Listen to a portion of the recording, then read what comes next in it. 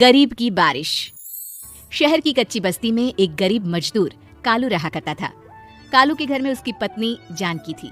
जानकी लोगों के घरों में झाड़ू पोछा करके कुछ पैसे कमा लेती थी और वहीं कालू किसी तरह मेहनत मजदूरी करके 2 वक्त की रोटी का जुगाड़ कर लेता था।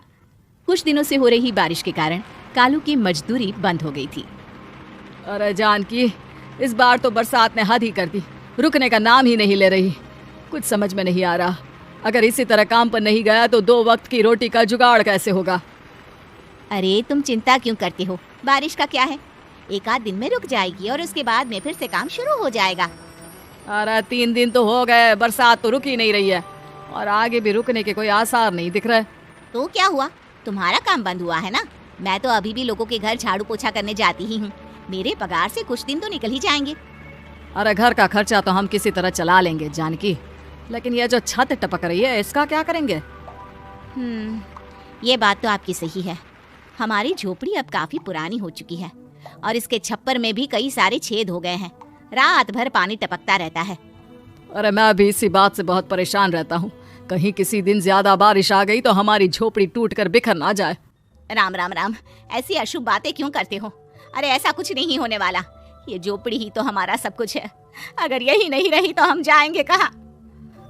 ठीक है जानकी, जब तुम्हारी पगार मिल जाएगी तो कुछ पैसे बचाकर झोपड़ी के छप्पर की मरम्मत करवा लेंगे, शायद हमारी परेशानी कुछ कम हो जाए।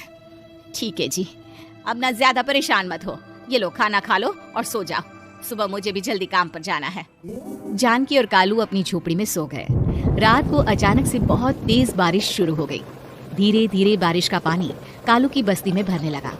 पानी भरते भरते झोपड़ी के बाहर तक पहुंच गया था। सुबह के वक्त जब कालू और जानकी सोकर उठे, हे भगवान, ये क्या हो गया। बारिश का पानी तो हमारे घरों तक पहुंच चुका है। अब मैं काम पर कैसे जाऊंगी। रहने दो जानकी, तुम आज काम पर मत जाओ। ऐसे पानी से निकल कर जाओगी और बीमार पड़ गई तो लेने के देने पड़ जाएंगे। लेकिन अगर नहीं गई तो मालकिन लोग नाराज हो जाएंगे। आप जानते हैं ना, बड़ी मुश्किल से 1 दिन की छुट्टी भी नहीं देती है। अरे लेकिन जानकी, झोपड़ी के बाहर तो पूरी बस्ती में पानी भरा है, तुम जाओगी कैसे। जानकी जैसे तैसे करके काम पर चली जाती है, लेकिन अगले दिन फिर से बहुत ज्यादा बारिश होती है और बस्ती में ज्यादा पानी भर जाता है। आज तो मैं तुम्हें किसी भी तरह काम पर नहीं जाने दूंगा। अरे अगर तुम्हें कुछ हो गया तो क्या होगा। ठीक है, तुम ठीक ही कहते हो, आज नहीं जाती। अगर मालकिन नाराज हो गई तो मना लूंगी किसी तरह। अरे मनाने वाली क्या बात है, जब तुम बताओगी कि हमारी झोपड़ी में पानी भर गया है तो वो खुद ही समझ जाएंगे ना। अगले 2 दिन तक तेज बारिश होने की वजह से जानकी, कालू और आसपास की बस्ती में रहने वाले सभी लोगों के घरों में पानी भर जाता है, जिसकी वजह से जानकी काम पर नहीं जा पाती। और 3 दिन के बाद जैसे ही जानकी काम पर पहुंचती है, कहाँ थी तुम? पिछले 3 दिनों से काम पर क्यों नहीं आई? मैम साहब क्या बताऊं, इतनी ज्यादा बारिश हो रही थी, हमारी पूरी बस्ती में पानी भर गया है और उससे भी ज्यादा तो मेरी झोपड़ी के अंदर पानी भर गया। आप ही बताइए कैसे आती मैं। इसका मतलब ये हुआ कि बारिश होगी तो तुम काम पर नहीं आओगी। ना ना, मेरे कहने का ये मतलब नहीं था मैम साहब। तुम जानती भी हो 3 दिन से कितनी परेशानी हो रही है मुझे, सारा काम मुझे खुद करना पड़ा। माफ कर दीजिए मालकिन जी, पर मैं क्या करती, आने के लिए रास्ता ही नहीं था, सब जगह पानी भरा हुआ था। बहाने तो तुझे बहुत बनाने आते हैं। जानकी देख, अगर अगली बार ऐसा किया ना तो फिर काम से हमेशा के लिए छुट्टी। अरे ना ना मालकिन, ऐसा मत कीजिए। बारिश की वजह से मेरे पति की मजदूरी भी छूट गई है। बड़ी मुश्किल से घर में 2 वक्त खाने की रोटी का जुगाड़ हो पाता है। आप मुझे काम से निकाल देंगे तो हम क्या खाएंगे। अगर इतनी ही चिंता है तो फिर रोजाना काम पर आया करो। चलो अब जल्दी से जाकर घर का सारा काम करो। बारिश रुकने का नाम ही नहीं ले रही थी। पूरे शहर में बाढ़ जैसे हालात बन गए थे, लेकिन नौकरी जाने के डर से जानकी किसी तरह रोज काम पर जाती थी। एक दिन जब जानकी काम करके अपने घर लौट आई तो अचानक उसकी बस्ती में कुछ लोगों का शोर सुनाई दिया। अरे लगता है बाहर कुछ हुआ है, मैं जाकर देखता हूँ। हाँ हाँ, पता तो कीजिए, ये बस्ती में लोग इतना शोर क्यों कर रहे हैं।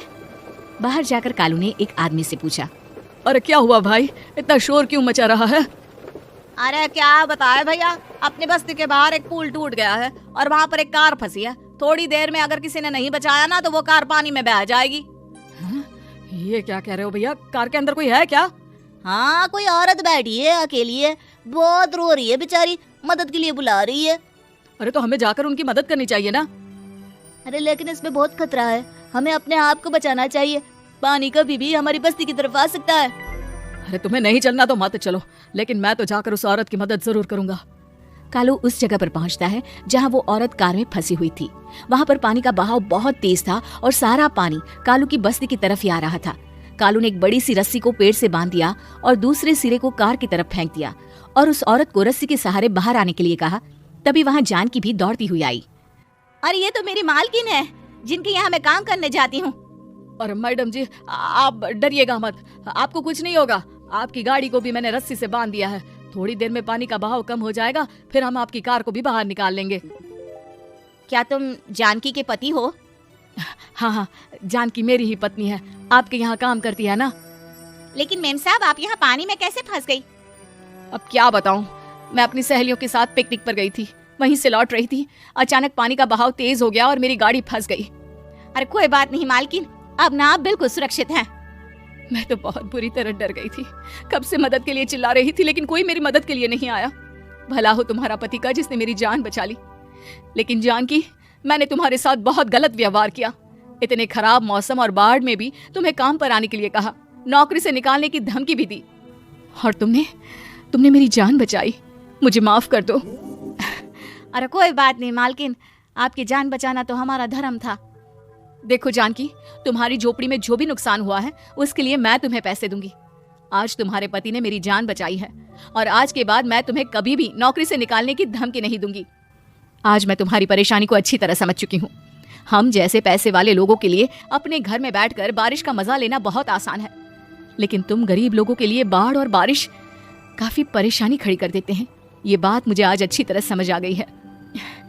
आपका बहुत बहुत धन्यवाद मालकिन।